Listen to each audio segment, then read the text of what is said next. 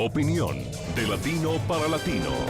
Es lograr que los personajes que mueven el mundo y toman las decisiones analicen y debatan los hechos que afectan nuestras realidades. Buscando con nuestras revelaciones, nuestras investigaciones, las posiciones de los protagonistas de la noticia y el análisis de expertos internacionales. el punto clave de cada noticia. Entérese de las noticias y forme su propia opinión. De martes a viernes, al caer la noche. Por NTN 24. Esta es la noche en el continente americano. Cuando amanece en Europa y cae la tarde en Asia. Así cae la noche en el continente americano y transcurre la mañana y la tarde en el resto del mundo. La noche bajo la dirección de Claudia Gurizati. Avanza en Venezuela posibilidad de que régimen y oposición adelanten un diálogo que dé solución a los problemas que generaron las protestas. Estoy listo, pues, desde hace 8 o 9 semanas, desde hace un año, desde siempre hemos estado listos para dialogar, para conversar, para decirnos verdades, pero sobre todo para trabajar por Venezuela. Los tibios e inciertos acercamientos son promovidos por un grupo de cancilleres de la Unión de Naciones Suramericanas que por segunda vez están en Caracas respaldando las eventuales y complejas conversaciones. Yo creo que la unidad ha dicho con claridad todas las condiciones para que en el país exista un diálogo sincero, honesto, transparente. Esa es nuestra posición. El diálogo genera escepticismo en los disidentes que no entienden cómo al mismo tiempo que el presidente Nicolás Maduro habla de paz, continúa reprimiendo violentamente las manifestaciones pacíficas y mantiene en las cárceles a varios representantes de la oposición. Y nosotros no vamos a negociar. Nosotros no creemos en un diálogo en donde nos están poniendo condiciones. Hoy en el programa La Noche de NTN 24, el alcalde metropolitano de Caracas, Antonio Ledesma, el diputado del partido Primero Justicia, Ismael García, y el líder estudiantil, Vilca Fernández, debaten sobre si la oposición debe o no sentarse a dialogar con el régimen y las condiciones que en caso de hacerlo deben exigir los disidentes en las eventuales conversaciones. Comienza la noche bajo la dirección de Claudia Gurizati.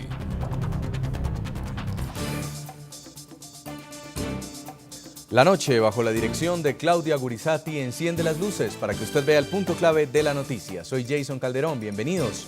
La noticia, la reunión exploratoria a la que este martes asistieron representantes del gobierno de Nicolás Maduro y de la oposición. El encuentro tuvo como objetivo determinar si existen condiciones o no para que se dé un diálogo entre las partes.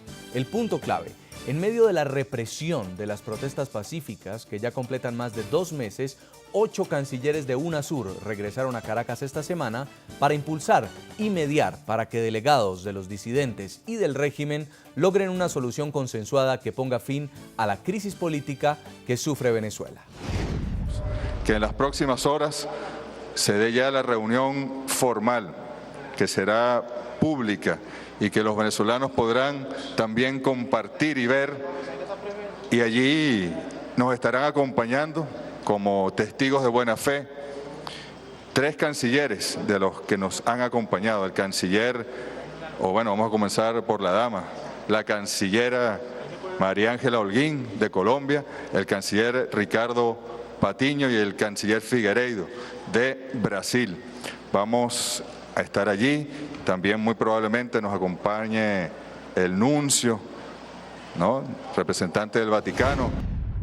De que uno de los asuntos que más nos ha preocupado, que más nos ha motivado a venir a esta reunión, que más nos motivó a nosotros durante la reunión sostenida hoy y también a los representantes del gobierno en cuanto al tiempo y el interés que demostraron en sus intervenciones, es la situación de los estudiantes venezolanos. El punto clave, la oposición y el gobierno se reúnen por primera vez luego de más de 2 meses de protestas pacíficas que tras haber sido reprimidas con violencia por parte del régimen dejan hasta ahora 39 muertos. Ante esta situación, jóvenes del denominado Movimiento de Resistencia contra la Revolución Bolivariana rechazaron los eventuales diálogos entre las partes, argumentando que no pueden negociar con quien al mismo tiempo los está atacando, agrediendo, insultando y encarcelando. Desde luego que queremos un proceso de encuentro, de diálogo que nos lleve a una transición democrática, y eso exige unas reformas políticas profundas. Ahora, ¿qué estamos pidiendo? Para tener la garantía, la seguridad de que no es un nuevo engaño, que se den ciertas condiciones, y son condiciones muy razonables, porque los estudiantes, ¿qué están pidiendo? Los dirigentes sindicales, los periodistas y en este caso nosotros desde las fuerzas democráticas. Bueno, en primer lugar, que cese la violencia y la represión de manera inmediata. ¿Cómo pueden hablar de diálogo si ayer, esta noche, están atacando jóvenes y atacando venezolanos que pacíficamente protestan en la calle? Y desde luego exigimos la liberación de los presos políticos, porque si no, ¿con quién quieren dialogar? Si siguen amenazando o metiendo y deteniendo gente, ¿con quién quieren dialogar? ¿Van a dejar libres solamente con los que ellos quieren hablar? De modo que la liberación de los presos y el cese inmediato a la represión son condiciones previas a los efectos de tener la garantía de que es un diálogo genuino el que se plantea hoy a los venezolanos. El punto clave, la sombra de la violencia y la represión estatal que sirve como telón de fondo a los eventuales diálogos que buscan adelantar el régimen venezolano y la oposición. Cifras entregadas por el Foro Penal Venezolano indican que 2.270 personas han sido detenidas tras las manifestaciones pacíficas, 98 de ellas continúan privadas de la libertad. Represión a las movilizaciones. Dirigentes políticos de oposición presos. Que tenemos que construir una salida a este desastre. Otros cercados por el oficialismo y despojados de su cargo en el legislativo por llevar a instancias internacionales la voz de quienes piden respeto a los derechos humanos y preservar la democracia. Esta diputada es que pague ante la justicia venezolana por los crímenes cometidos en este país. Vejámenes y ataques a manos de bandas armadas aparentemente afines al régimen chavista. Una cifra superior a los 2.000 detenidos, 98 de los cuales, según el Foro Penal Venezolano, el régimen mantiene privados de la libertad desde el inicio de las marchas hace 2 meses. 39 personas muertas y otras 608 heridas en hechos relacionados con las protestas, según cifras oficiales. Por eso ha asumido el compromiso de que no solamente en el caso de que haya violación a los derechos humanos estamos haciendo justicia, sino también en todos aquellos casos en que aparezcan responsables. Ese es el panorama que a grandes rasgos resumen parte de la crisis que azota a Venezuela mientras una comisión de 8 cancilleres de la Unión Suramericana de Naciones, UNASUR, trata de mediar un diálogo entre el gobierno y la oposición. Mire, el que quiere besar, busca la boca. El que quiere paz, va a dialogar, así sea en el infierno.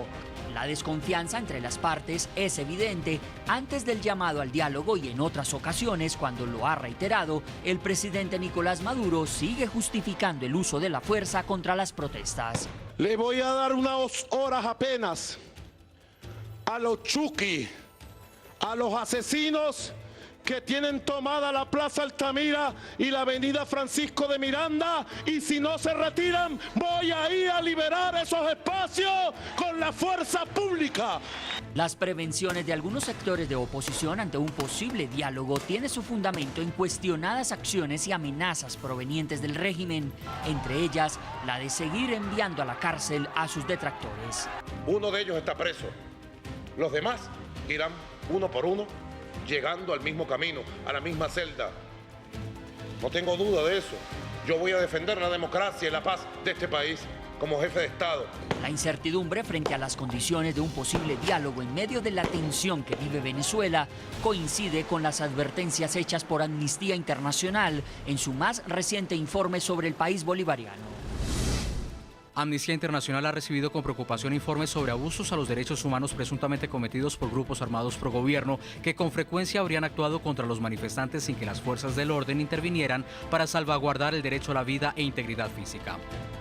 La ONG Internacional también aseguró haber recepcionado decenas de denuncias que señalan a las fuerzas del orden venezolano como principales responsables de tortura y tratos crueles. Los tratos crueles, inhumanos y degradantes infligidos a los detenidos parecerían tener como objetivo castigarlos por su participación o supuesta participación en las protestas.